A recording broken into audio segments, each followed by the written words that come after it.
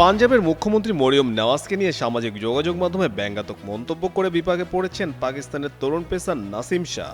ক্ষমা চাওয়ার পরও শেষ পর্যন্ত তাকে 2 কোটি টাকা জরিমানা গুনতে হয়েছে। রবিবার এক বিবৃতিতে বিষয়টি নিশ্চিত করেছে পাকিস্তান ক্রিকেট বোর্ড। বোর্ড জানায় কেন্দ্রীয় চুক্তির একাধিক ধারা ভঙ্গের দায়ে এই শাস্তি দেওয়া হয়েছে। ঘটনার সূত্রপাত পাকিস্তান সুপার লিগের উদ্বোধনী দিনে লাহোরের গাদ্দাফি স্টেডিয়ামে আয়োজিত অনুষ্ঠানে প্রধান অতিথি হিসেবে উপস্থিত ছিলেন মরিয়ম নওয়াজ।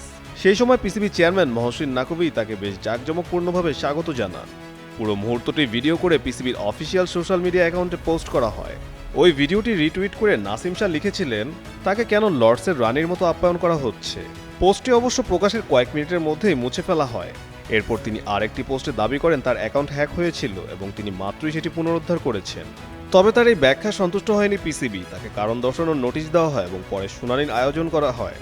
শুনানি শেষে বোর্ড সিদ্ধান্ত নেয় নাসিম শাহর আচরণ তাদের নীতিমালা লঙ্ঘন করেছে, এ কারণে তাকে মোটা অঙ্কের জরিমানা করা হয়েছে। এদিকে এই ঘটনার পর নাসিম তার সোশ্যাল মিডিয়া ম্যানেজারকে চাকরিচ্যুত করেছেন।